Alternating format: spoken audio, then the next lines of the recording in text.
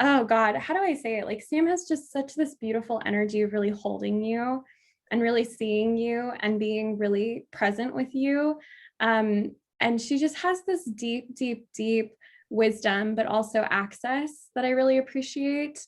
But she and I are both super passionate about it being accessible and about it being not just like, oh, like here I am up here and here you are down here, but like really meeting people where they're at.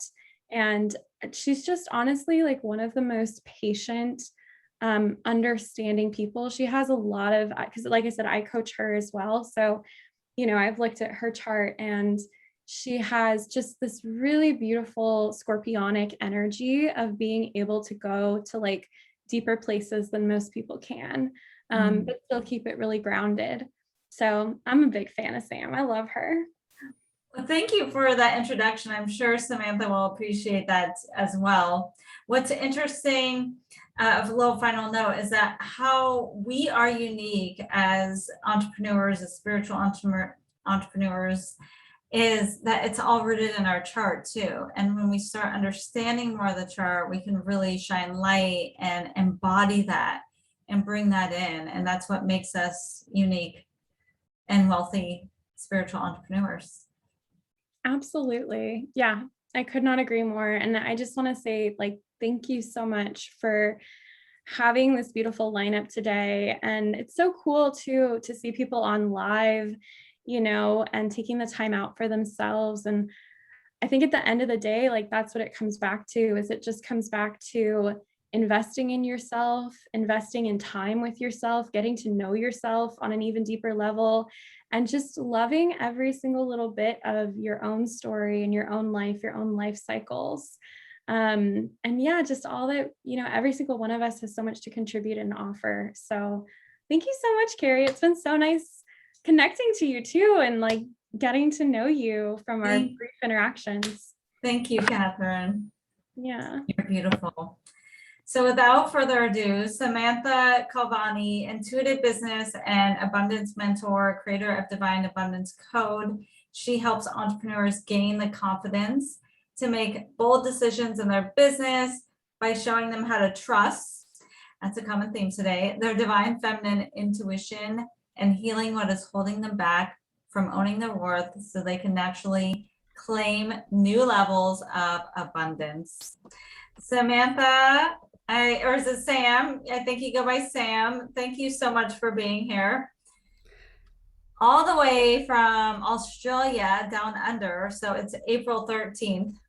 That's right, it is. So, good afternoon, I suppose. It's an early morning for me. It's just before 7. So, I got up quite early as I was a little bit nervous. I was like, "Oh my goodness, I'm gonna I'm gonna sleep in and miss the interview." So I was like, "Oh no, I better get up really early to make sure." So it's been a little bit of an early morning, but thank you so much for having me here. I'm really, really excited. I can relate to that. I was up at 4 o'clock or something because I was so excited. There you go. So down under, I felt like I was just so connected with you in the sense of, I got your name maybe from, it was Catherine.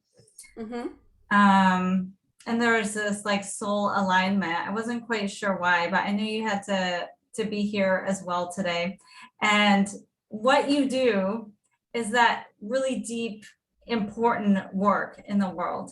So share a little bit what that looks like, and how you found yourself in your work. Yeah, so I've always been psychic and intuitive. I remember one of the first times in my life, I was probably about 3 to 4 when I had my first mediumship experience, where I remember connecting to my grandfather, my mum's father, who she'd lost as a child. Mm. And I kept running around behind her and saying, "Look, mum, your dad's here, your dad's here." And she just freaked out, as you do when you hear your little 3 or 4 year old toddler Yeah. saying things like that. She got really scared, so it kind of scared me, and I kind of shut it down a little bit. When I was about 12 or 13, I started exploring, spell books and crystals. And again, my mum freaked out, so I shut it down again. And then I always, even throughout my teenage years, I was always quite intuitive. So I was always giving all the girls at my school intuitive relationship wisdom and guidance. And I had Mm, no idea where this was coming from. I had like mm, 15, 16, 17-year-old girls who were so much older than me going, Sam, what's the latest in my relationship? And I'd be like, spilling out all this stuff coming out and talking to them about it. But then again, I started to see and feel that I was quite. I felt weird for doing that, so I shut my own skills down mm, again. mm. And then I was married in my early 20s, and that relationship was quite toxic. And it kind of, again, opened me up. It pushed me into trusting myself and trusting my intuition. So by the time I was 25, I decided to leave this relationship and start my life again. And that was my big spiritual awakening. And that was 12 years ago. So since then, I've grown into trusting myself and loving myself enough to listen to my intuition. I always knew as a child that I was going to work with helping people because I'd always, I'd go into church as a little girl and I'd always feel a deep connection with Jesus. Mm. And I was like, oh my gosh. And I'd always feel like, or always had images of myself connecting and helping people. And I just didn't know how. Like, I explored nursing and I explored psychology, but none of it really kind of sat well with me. So when I had my spiritual awakening, I knew that it was going to be a form of intuition that allowed me to help other people. And since then, I've just grown, developed, and explored different avenues of intuition to help as many people as I can and to open themselves up to their own intuition. What an amazing story. Thank you for sharing. Who else can relate to having these gifts, these, feelings, these psychic abilities at a very young age, and then just shut them down and learn how to shut them down because of being judged, right? Or fearing it or not fitting into the box. I know Ashley says yes. I know I totally can relate to. I don't know if you know Ashley, but you need to know Ashley, Sam. Okay. We're all soul sisters there. She's presenting next. Um, about, yeah, just not having that full trust in ourselves because it was judged from the outside world. Can you tell us a little bit deeper about what is feminine intuition? Feminine intuition for me is that embodiment of new levels of trust in yourself. It's that heart-centered and sacral energy just Mhm. speaking so loud to you, knowing that going against that will make you feel so uncomfortable, so sick, so off, Mhm. because you know that you've made the wrong decision. So for me, intuition is a full body fuck yes, almost like it's like Yes. yes, you've got to try, you feel into. I guide all my clients to feel into their body to see what feels good and right for them, and then to make decisions based off that. So wherever that center is for you, and I know in human design people have different centers to make decisions from. So I bring my clients back into their body to embody that energy of their own intuition and femininity. And that begins by understanding what your feminine energy is for you, because it's different for everybody.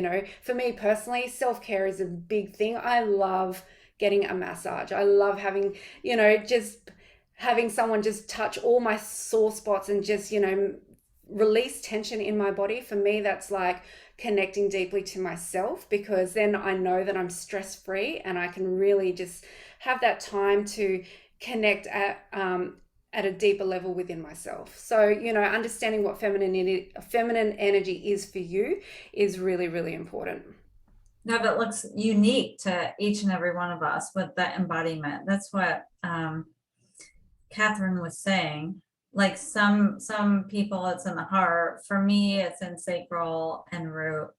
hmm I'm Mm. sacral and root as well. So whenever it doesn't feel right in my sacral area, I'm like, oh no, we're not going here. We're not doing this. And it feels good, because when you start trusting your body, and you start making those decisions from that deep level of trust, it feels good. And you tap into the like abundance when you're doing that. You move into that space, and you lift your vibration up because it feels good for you. And that's where that more new levels of abundance start to come into your life, because you're trusting yourself, you're moving your vibration, and it feels good all the time when you're doing that. Absolutely. I had a question for you, and it was, how do you help women to recognize how powerful they truly are and what is truly possible for their lives? But is it that embodiment piece, understanding what the fuck yes is and the hell no? Yeah, definitely. It is definitely a part of that. In my client sessions, in my one-to-one coaching package, I take my clients on a really beautiful journey to help them understand the root of their pain. So I guide them on a journey that takes them to that very root cause of that pain, not just in this lifetime, but to the very root in their soul, so that they can unlock that energy from that very, very first point, where their soul experienced that pain, and then that undoes and unravels all the hurt and pain in any other lifetime that's been affected by it. And then I ask their guides to come forth and help them understand what their intuition is for them and what that looks like for them, so that they have that conscious knowing of this is what it looks and feels like.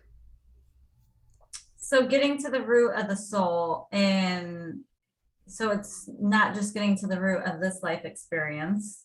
Mm-hmm. That's part of it, but then it's Yeah. getting to the root of where it was imprinted in your soul, and then you send the guides to heal that. Is that Yeah, right? Or absolutely. you have them Yeah. call in their guides? Okay. Yeah. It's It's phenomenal. it is phenomenal. Yeah, do you do that through the Akashic records for the obviously like the quantum field? Is there any specific way, personal way you label Yeah. it? Yeah. So I was guided to take my clients into their own temple, their own healing temple. So, that might be the Akashic records for a client. However, they see that. Some people see a pyramid, some people see an oval shape building, some people see their temple as one of their chakras. So, whatever that looks like, I don't dictate, because, of course, I want to promote people's trust in themselves. So, whatever appears for them is right for them. And I take them into their temple, and we do all the work in this beautiful space for them. Sometimes it's a golden color, sometimes it's blue or purple, whatever works for my client. And we go in there, and then they just explore their past lives, or they explore hurts from this lifetime, or we take them all the way back to that very first soul imprint. I've had clients go all the way back to their previous lifetime in Atlantis, so that's eons of time ago, to undo the imprinting or the hurt of their soul at that level. And that just changes their lives phenomenally. Like they come out going, I don't know what's happened, but I know that I'm not the same woman that I was an hour ago. So it's really, really powerful. So the imprint of the soul, can you speak into that? If someone's like, what really is the imprint of the soul, and they have fear to ask about that, because sometimes it can be misunderstood.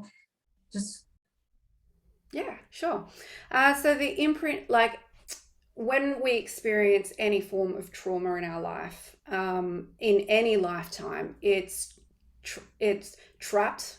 That's one way of putting it, but it gets stored into our soul. So for me, the way I see it is we've each got a beautiful energetic grid, a crystalline grid, and energies of our crystalline, or whatever energy that we've experienced, will be stored in our grid. And so we go around in that temple to find it and unlock it, basically, and pull it out, so that it's not influencing you in this lifetime. so it's like an imprint in the grid. I into an almost see energy. it like, for me, I see it as like a quantum entanglement, almost like a rope that's all tied up. So in the sense Yeah. of when you can find that and you can clear it, then the energy can flow. Exactly. That's Yeah. exactly right. And these imprints are made up of belief systems or programs. We can become energetically addicted to concepts or ideas that will influence us. So I clear out any energetic addictions. We can become allergic to ideas as well. So, or decisions or energy. So we can become allergic to the idea of abundance. So that means, we're allergic to abundance. It means we're pushing abundance away. So we clear that out and bring more of that energy into your life by clearing the barriers that stop it from coming into your world. I've never heard of this term, allergic to abundance, but it makes sense. Yeah. But how does that show up? What are some things that you would know someone would be allergic to abundance? So I usually start off, so I do two ways of healing with work with my clients. So I take them into the temple and do that healing for them to experience and have those breakthroughs that way. But I also tap into my clients' energy very quickly. And that's like what I refer to as energy therapy. So I'm looking at their energy field and pulling things out very quickly. And when I do all the really core work of clearing out any blocks that they may have to abundance, I let them go, and then they come back to me after a few weeks and say, Sam, I'm still feeling blocked. Then I would go, okay, what's going on here? And I look at their field again, and then I see all the allergies to abundance or love or any other concepts that are important to them. Joy, play, all the things that help lift our vibration up, and then I bring them down or release those allergies, those energetic allergies, and that's when they get to see some of those breakthroughs as well. The energetic addictions. Now, can you define the energetic addictions? Because I'd never heard of this either. I'm getting very schooled here, so I hope it's helpful for everyone else. Just like we can become, like in our humanness, just like we can become energetically addicted to substances or alcohol, shopping, codependency, things like that, we can become addicted to low vibrational energies as well. So we can form addictions to feeling sadness, which is like an energetic loop in our energy field that will just keep replaying over and over and over again. So it's a matter of just breaking and releasing the energy and the looping programming, so that that program or that energetic addiction doesn't come back again, because I can clear the energy of sadness, but if someone's going back to that, then that tells me instantly that they're energetically addicted to it. So I'm like, oh, okay, we need to, break that addiction or that looping, so that they're not addicted to it or not going back to that programming again, because it can reestablish. I definitely experienced this as a child and in my young adulthood, that I was addicted to the sadness, the looping, like it was imprinted almost that, and so I never really experienced high emotions like joy and happiness, but overcoming that has been so liberating. And when I look back on it, I'm like, how can one actually be addicted to, to sadness, or even addicted to other emotions? But it's a lot of the things that we come here with, like generational and ancestral.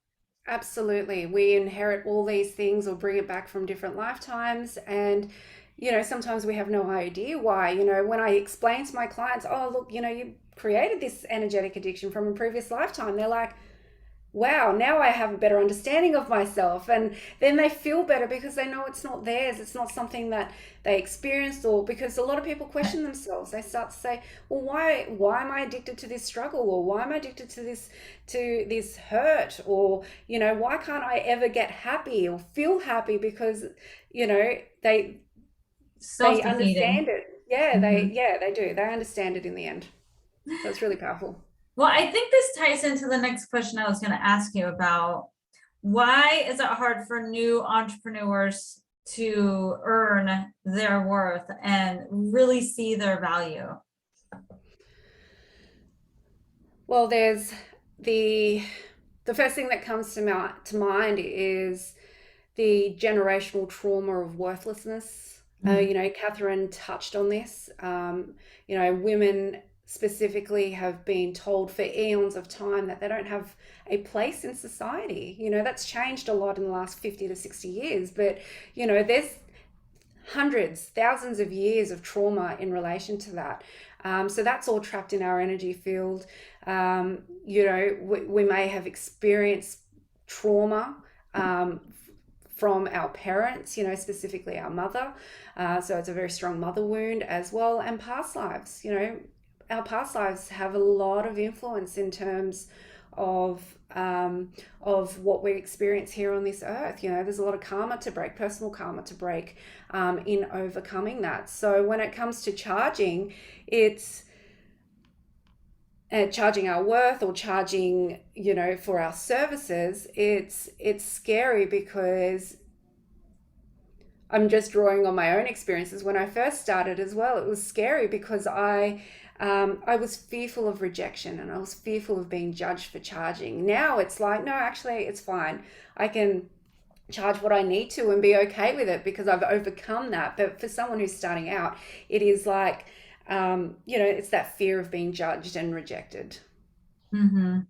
And you're not alone. I feel like most people doing something new, and even if, new entrepreneurs, I work with a lot of entrepreneurs that did have a successful business. Now they're going to do something completely new. Maybe it's even embracing their spiritual gifts, that they're like, what is wrong with me? Right. And it goes back to like the self-defeating. We think something's wrong with us because these things are coming up. And there's the comments in the chat are like mind-blowing. People are really resonating.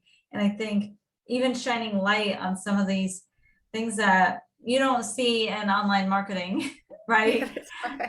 Is really, really important. That's part of the message why I created this, because it's important to talk about worthiness and these things that we come to earth with, that where there's nothing wrong with us. It's just, it can affect our relationships, love, business, all areas of our life. Absolutely it can.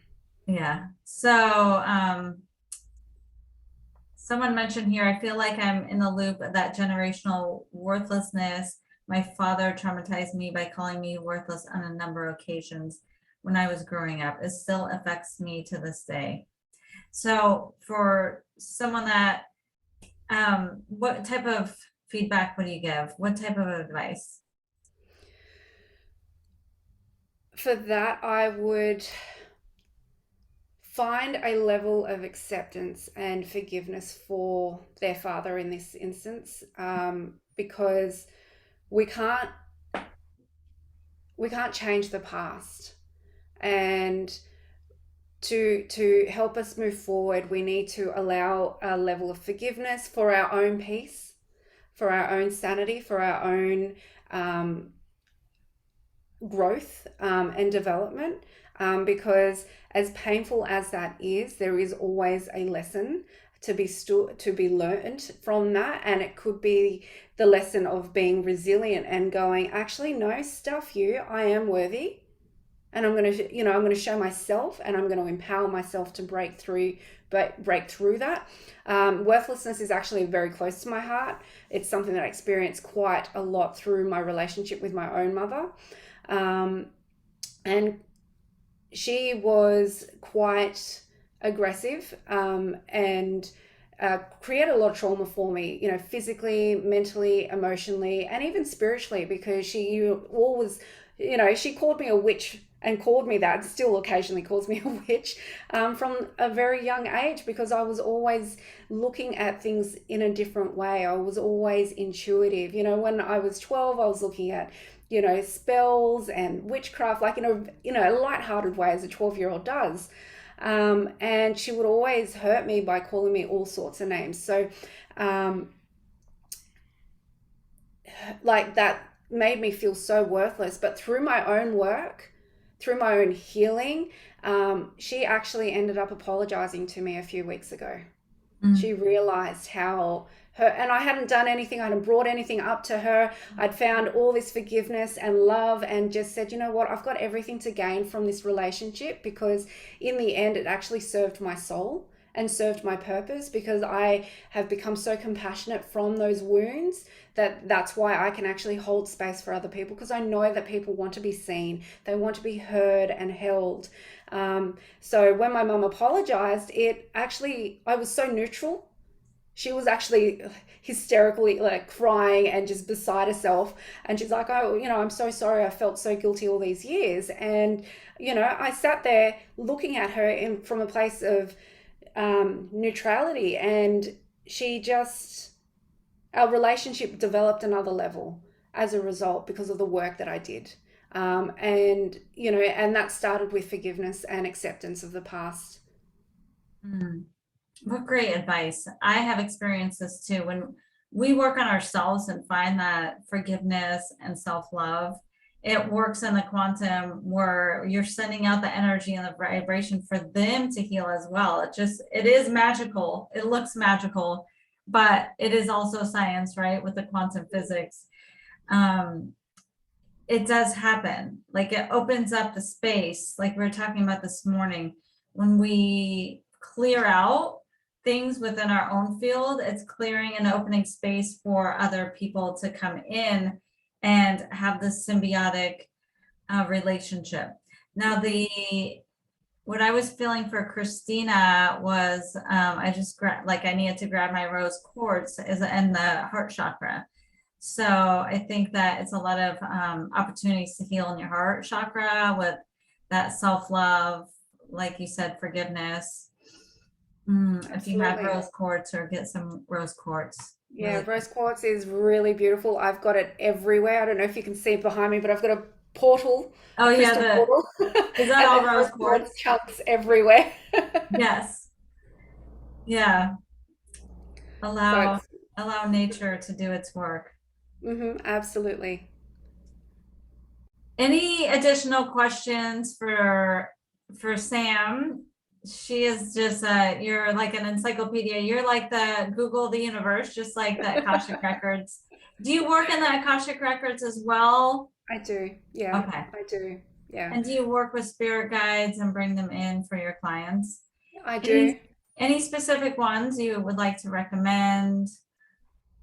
Um, Oh gosh, there's so many. I usually work with the goddess Isis. So she's the goddess that has helped me overcome a lot of my worthlessness energy, and she's actually helped me empower myself. So into trusting myself, and I bring her into my client sessions quite a lot, because I know that I was a priestess in Isis's school in Egypt all that time ago. So I know that a lot of the women that come into my space, and men too when they decide to, are also initiates of Isis. So we activate that inner knowledge, so that they can, use it for themselves as well. But I also work with Archangel Metatron, who is, the keeper of the Akashic records. So he's always with me, helping me. He shows me people's books and goes, "This is the page where this is that trauma," and then he goes to the next page. This is what's happening here, and so he's the one that's always guiding me in terms of unlocking people's, trauma through my energy therapy sessions. Archangel Michael, I always work with him as a form of protector. Raphael, so I work quite well and quite extensively with the archangels as well. So whenever they decide to come in, Jesus and Mary always come in, Mary Magdalene as well. So, I work with a range. I could go on and on about how many guides I work with. So it really depends on the person as well and who they want to call in from a higher self perspective too. Okay, thank you for sharing that. Any advice for how we can connect better to our intuition? So the first thing that I would recommend is grounding yourself. because as you know, from my own experiences as well, when I was opening up to my intuition, there was this desire to always be airy fairy and floaty and just really connected. But what that did was it kind of created more separation from my purpose and who I was. So grounding yourself really deeply is important, so that you could bring in that information, because when we're grounded, we can actually transmit that information, actually understand what that information is. One of the other things that I would suggest is placing your hands over your heart every morning and asking spirit, or this promotes self-love as well, asking what is the most loving thing that you can do for yourself every single day. You might get a word, you might get an idea. I had one client say to me, "Oh, Sam, I was told to put red lipstick on." She went and put red lipstick on, and not long after, she ended up with a huge sale in her business. Because when we're tapping into the energy of love and self-care, we're again bringing ourselves back into that trust and trusting that guidance that we receive. We're tapping into abundance as well. And so intuition and abundance work really well together. So that's, the simplest and easiest way to connect into your intuition. Absolutely. Intuition and abundance work hand in hand, because intuition, basically, how I see it, is like infinite information. It's like, the Google of the universe, and it comes like in words, it comes in colors, it comes in images, it comes in symbols, and then also it comes through our body and embodiment. But when we can listen to that and be more open and move through it, is when it opens up channels of abundance, is what I've experienced. Yeah, absolutely, it does. My clients experience it all the time, and I just giggle literally all day when I get messages. Yeah, this is the beautiful work that you're here to share with the world, and that we're magnetizing and manifesting. So how can the listeners get in touch with you? Besides, I left your website there, I think. Social handles, what you have going on. Yeah, absolutely. So you can connect with me via Instagram. My handle is In Spirit's Hands, or one word, obviously, or on Facebook as Samantha Calvani. You can just add me as a friend there. I've also got my Facebook group, The Intuitive Empress, where I do live card readings regularly, masterclasses and mini workshops for those in that group. I've just opened up in the last few days one-off sessions again. So I've got a couple of places available for April and early May for one-off sessions. So these are either 60-minute or 90-minute sessions where you can book in with me to, get an energy healing and intuitive guidance and some strategy if you're in business. Intuitive business strategy, or I've got my one-to-one coaching package, which is either 3 or 6 months, and that's for deep healing, guidance, strategy, journeys, everything, support, everything that you need to get you to where you want to be. Thank you so much for sharing. There was a question by Shirley about losing a connection with your spirit guides and connecting you back. So Shirley, based on time, I want to serve you, but how about we do it at the end? I would love to help answer that question. Of course, Samantha, if you want to come back, just because I want to do that justice and give our next speaker justice. So Shirley Lance, I will answer your question in about an hour when we do an open Q&A. I've just unmuted. Can you hear me? Yes. Okay. It's actually I do readings